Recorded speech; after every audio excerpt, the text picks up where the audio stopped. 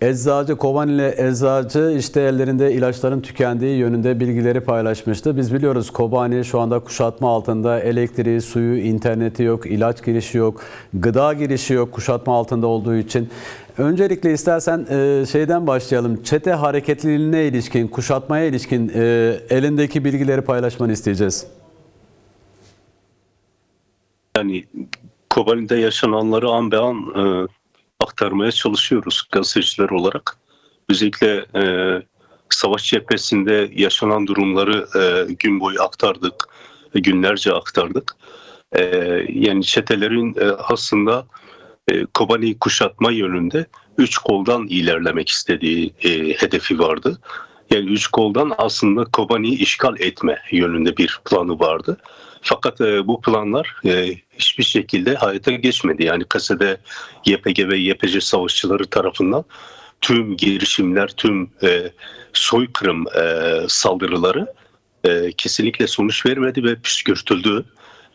Yani 3 gün boyunca, 4 gün boyunca özellikle çok çetin bir çatışma vardı. Yani bir saldırı da vardı aslında. Özellikle yani Kobani'nin en stratejik köylerine dönük saldırılar mevcuttu. Tabii Kase'de YPG ve YPG savaşçılarının taktik yönü çok güçlü olan yöntemlerle devreye girdiğini, kesinlikle geçit vermediğini ve bu eylemlerde, bu operasyonlarda çetelere karşı büyük darbeler vurduğunu belirtmem gerek. Çünkü çok az işlendiğini düşünüyorum. Buradaki muazzam direnişin, direniş saflarında yer alan Kase'de YPG ve YPG savaşçılarının özellikle çetelerin yani girişimlerine dönük, yani saldırılarına dönük teyakkuzda olduğunu, yani hiçbir şekilde gevşemediğini, yani bekleyen bir pozisyonda değil, savunma bir pozisyonda değil, hamle yapan, operasyon yapan, eylem yapan temelde yaklaştığını belirtmem gerekiyor. Dolayısıyla yani savaş cephesinde yaşanan durumu biraz böyle değerlendirmem gerekiyor. Peki. Kobani'deki mevcut durumu biraz daha değerlendirmek gerekirse, Evet.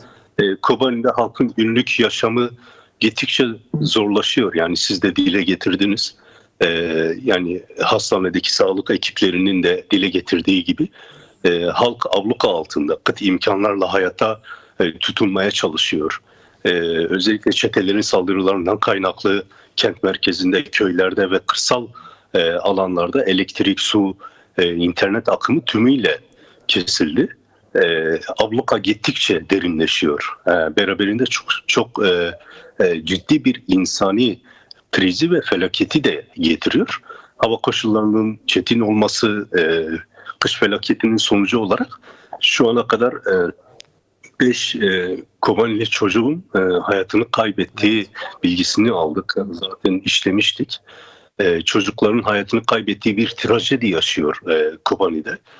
Dolayısıyla ablukanın kırıp kalkması, insani koridorun açılması yönünde sonuç alıcı girişimlerin olması gerekiyor. Kobani halkı elektrik, su, yiyecek ve ısınma gibi temel ihtiyaçlardan yoksun durumda. Bu temel ihtiyaçlar tedarik edilemiyor. Yani dış dünyayla bağlantılar kopmuş durumda.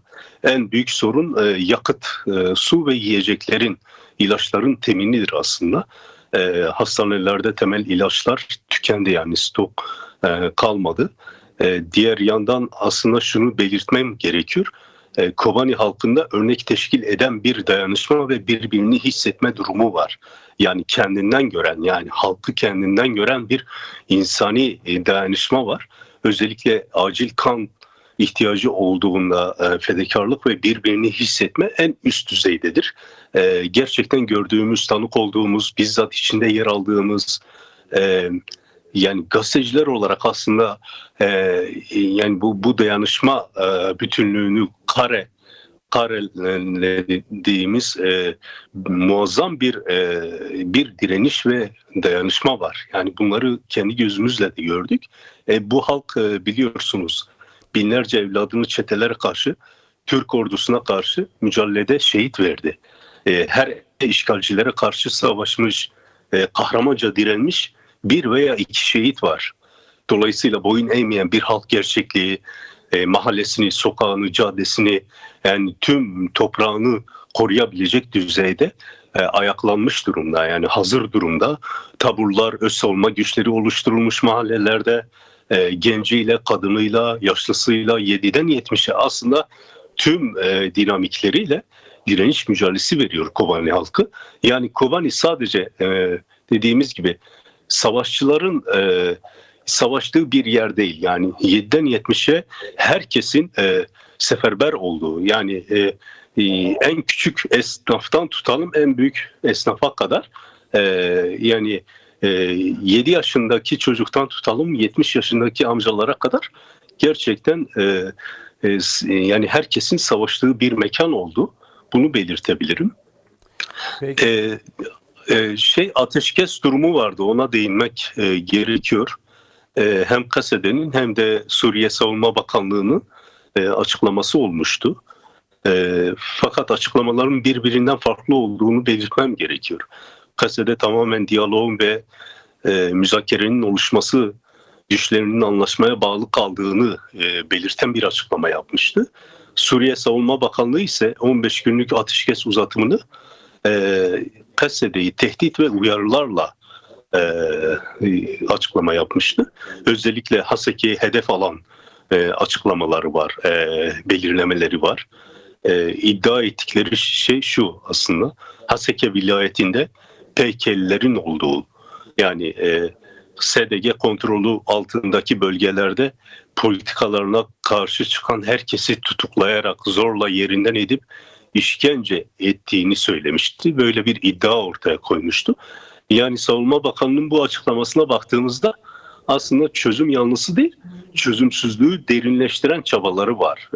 Yani bir kez daha aslında güven veren bir durumda, pozisyonda olmadıklarını belirlemiş durumda.